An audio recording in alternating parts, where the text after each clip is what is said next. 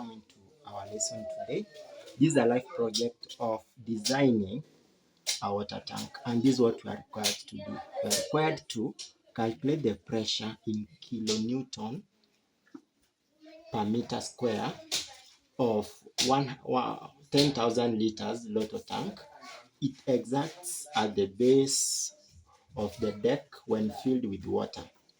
So that's the question. Calculate the pressure here. So what's the pressure here?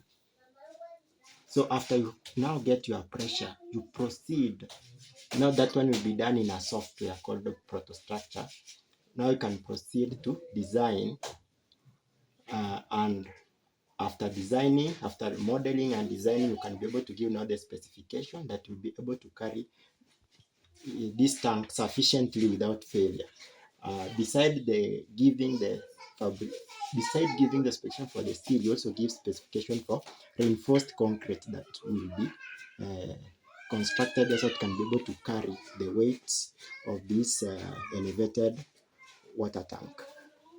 I think the question is clear. So now we are proceeding to getting working our pressure here. So how do you calculate the pressure in the first place? Pressure can be given by rho GH. But for our case here, there is two ways you can do this. You can just use this formula. I will use this one as a counter check. And also you can calculate the pressure method 2 by just getting the kilonewton, the tank exact here, and then you divide it by the area.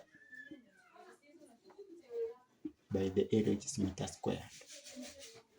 So let's use the second method, then we counter check it with our first formula here, because this is just a straightforward question. So to calculate this, because this one will help you to calculate in any other tank, whether rectangular, whether circular, or whatever that you will be encountering. So we have to look at the volume, whereby we are given the volume. You know that the volume is given by pi r squared height. But we have our volume here, and then you can now find this one as our area, and we have the height. After researching, this was a lotto tank, remember? So if it is circular, you can research and realize that it has a 2.4 height. So we have our height here. We already have the height. So you can get now the area is pi r squared. Will be given by the volume, which is 10 liters is the same as 10 meter cubic. I think there we are together. Divide by the height, which is 2.4. So this one is going to give us the area. Let me just calculate and see. Yeah, that is 4.17 meter square. Yes. So let's just take this figure, carry away. So we already have our area. Let me just write here our area as 4.17 meters squared. Just have that in mind.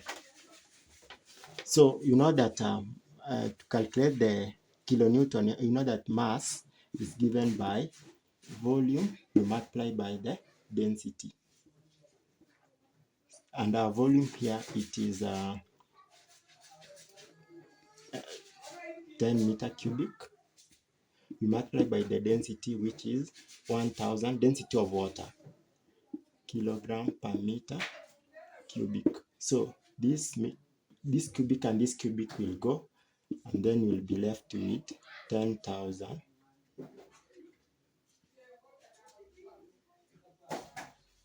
So this one will be in kilogram.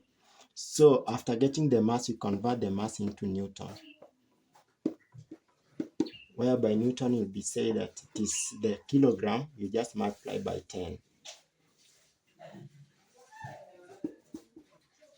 So once I multiply 10 in kilogram, I change into Newton, and then I'll get 100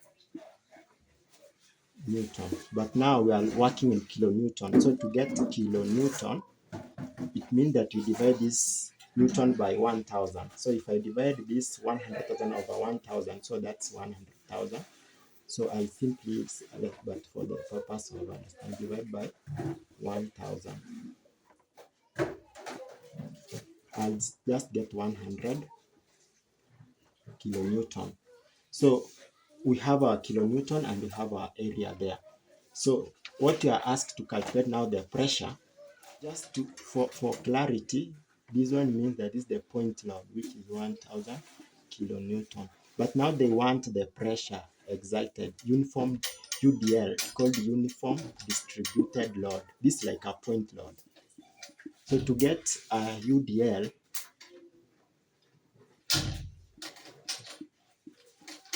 because this pressure, it's, so these are point load, while this is UDL, which is what they are asking for. Now this is the pressure they are looking for.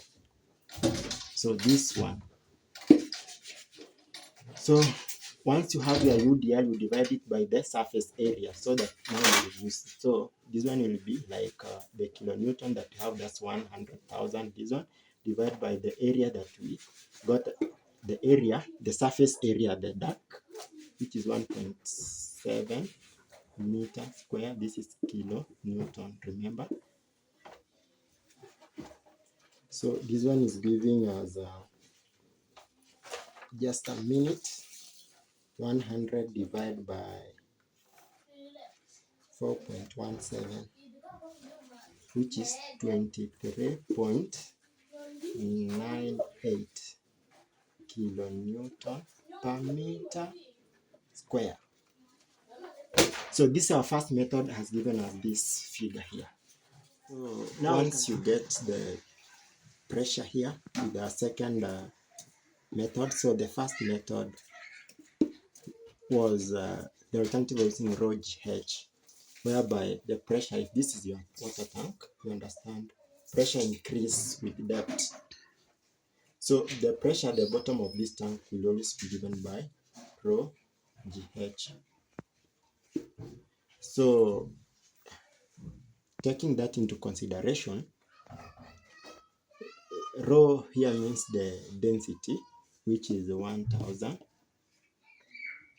kilogram per meter cubic, and then I multiply by the Newton, which is 9.807, and then multiply by the height, which is 2.4. So what if you work out this? What are you going to get? You're going to get some, you're going to get remember this one I'm going to get in newtons. So to change everything into kilonewton divided by 1000, thereby I'm going to get 23.54. So this formula is giving us similar to almost what you have gotten here, with the difference in just the small places. So we are right, you can see. So thank you for listening. This was our lesson today. We are going to proceed with the modeling of this tank. Then we can do the analysis and the design and do the specification. It's a very interesting series. Please, if you like to watch the end, remember to subscribe, leave a comment,